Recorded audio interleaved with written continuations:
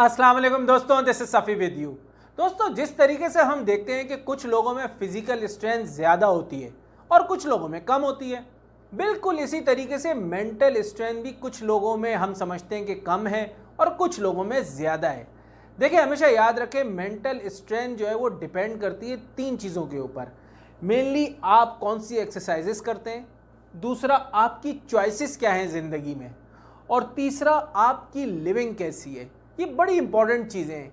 आपने देखा होगा बहुत कम ही लोग ऐसे हैं जो अपने रूटीन में जो है वो कोई एक्सरसाइज या किसी किस्म की ऐसी मूवमेंट जो एक्स्ट्रा ऑर्डिनरी हो वो रखते हो। इसी तरीके से लोगों की चॉइस, यानी कि उनका खाना पीना, उनका रहना सहना, जो मैंने लिविंग की बात करी है, उसमें आपकी जो चॉइसेस होती हैं वो बड़ी इंपॉर्टेंट होती हैं। तो ये वो सारी चीज़ें हैं जिससे आप जो है वो आपके मेंटल स्ट्रेंथ के ऊपर जो है ना वो बहुत फ़र्क पड़ता है। अब हमेशा देखें इसको, अब मैं आपको समझाने की कोशिश करता हूँ दो अल्फाज से। एक कहलाता है एक्टिंग टफ और एक कहलाता है मेंटली स्ट्रॉन्ग। इन दोनों में बड़ा फ़र्क है। एक्टिंग टफ का मतलब ये होता है कि इंसान बोलता है यार कोई फेलियर नहीं आता ज़िंदगी में, कोई हार वार नाम की कोई चीज़ नहीं होती। और मेंटली स्ट्रॉन्ग वो होता है जो कहता है कि यार फेलियर्स तो आते हैं ज़िंदगी में, लेकिन मैं इतना स्ट्रॉन्ग इनफ हूँ कि मैं उन फेलियर्स को ओवरकम करूँगा और सही से फेस करूँगा। ये बड़ी इंपॉर्टेंट चीज़ है दोस्तों। यहाँ पर जो है वो एंग्जाइटी का जो है ना वो बड़ा ताल्लुक है। अगर इंसान को एंग्जाइटी ना हो तो वो कभी भी रोड पार करते वक्त दोनों तरफ ना देखे। अगर उसको ये एंग्जाइटी ना हो तो कभी भी अगर उसके पीछे शेर भागे उसको खाने के लिए तो वो जो है वो डर के मारे भागे ना। तो एंग्जाइटी का भी यहाँ पर बड़ा किरदार होता है मेंटली स्ट्रांग होने के लिए।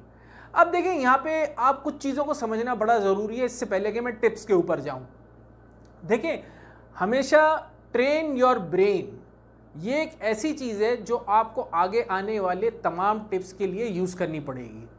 इसमें पहली टिप्स के ऊपर जो मैं आपसे बात करना चाहता हूँ वो है you have to be get uncomfortable. देखिए, जब भी इंसान अनकंफर्टेबल होता है किसी चीज़ के लिए तो वो उसके ऊपर जो है ज़्यादा मेहनत करने लगता है ताकि वो चीज़ उसके लिए कंफर्टेबल हो जाए। मिसाल के तौर पे किसी शख्स को गाड़ी चलानी नहीं आती, ठीक है, तो शुरू में वो डर रहा होता है, ज़ोर से स्टीयरिंग पकड़ता है, उससे मुड़ नहीं रही होती गाड़ी, और घबराया हुआ होता है, अनकंफर्टेबल यूज़ कर रहा होता है। लेकिन जब उसको गाड़ी चलानी आ जाती है तो बिल्कुल मज़े से चलाता है, एक हाथ स्टीयरिंग पे, एक हाथ गियर पे, आराम से मोड़ रहा है, भगा रहा है गाड़ी। ऐसा ही है ना।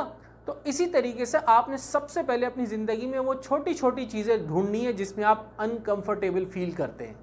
तो जब आपको उस पर प्रैक्टिस हो जाएगी और आप जो है समझ लें कि अपने ब्रेन को ट्रेन कर रहे होंगे उस चीज़ के लिए, तो फिर जब आप कंफर्टेबल हो जाएंगे उसके लिए तो ये आपकी मेंटल स्ट्रेंथ को बहुत ज़्यादा बढ़ाएगी ये आदत। अब इसी तरीके से अगर मैं दूसरी टिप के ऊपर बात करूं तो वो है आपकी worst case scenario.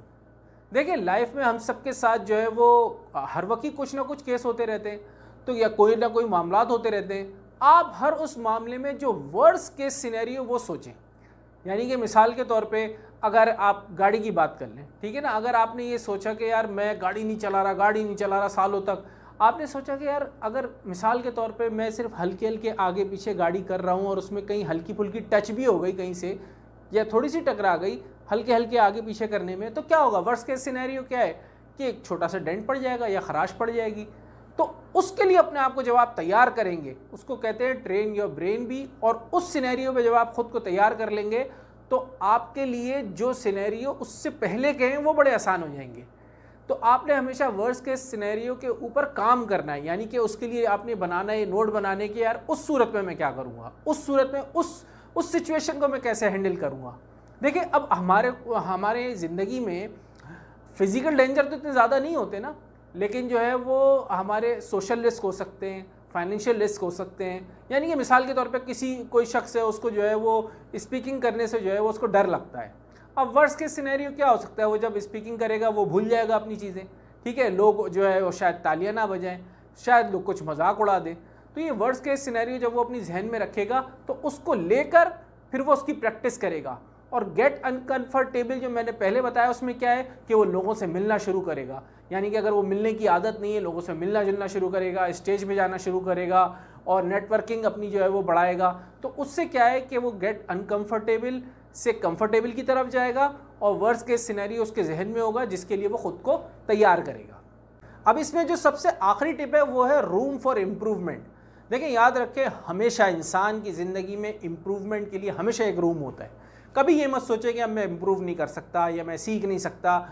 You can be improved in your whole life. उसके लिए आपकी लर्निंग है, आपने अपनी नॉलेज को बढ़ाना है, अपनी स्किल्स को बढ़ाना है, अपनी लर्निंग जो है वो एक हैबिट अपने अंदर लेके आनी है। जब आप अपना माइंडसेट बना लेंगे कि एक रूम फॉर इम्प्रूवमेंट मेरी ज़िंदगी में मौजूद है, तो ये वो तरीका है जो आपको मेंटली स्ट्रॉन्ग करेगा। तो दोस्तों, ये मैंने कुछ टिप्स आपके साथ शेयर करी जिससे आप अपनी मेंटल स्ट्रेंथ को इंक्रीज कर सकते हैं। दोस्तों देखिए, जब भी आप कोई बात सुने, एक तो या तो उसको दूसरों के साथ शेयर ज़रूर करें। उससे क्या होगा कि अगर आपको उससे फ़ायदा हुआ है तो दूसरों को भी फ़ायदा हो सकता है। ये एक सदका जारिया भी बन सकता है। और जब तक आप प्रैक्टिकली अमल नहीं करेंगे चीज़ों पे, जो है ना, आप अपनी ज़िंदगी में फ़र्क नहीं देखेंगे। तो दोस्तों, इस चैनल को सब्सक्राइब ज़रूर कीजिएगा और बेल के बटन को हिट कीजिएगा ताकि आने वाली तमाम वीडियोज़ का नोटिफिकेशन आपको मिल सके। आपका दोस्त सफ़ी, अस्सलाम वालेकुम।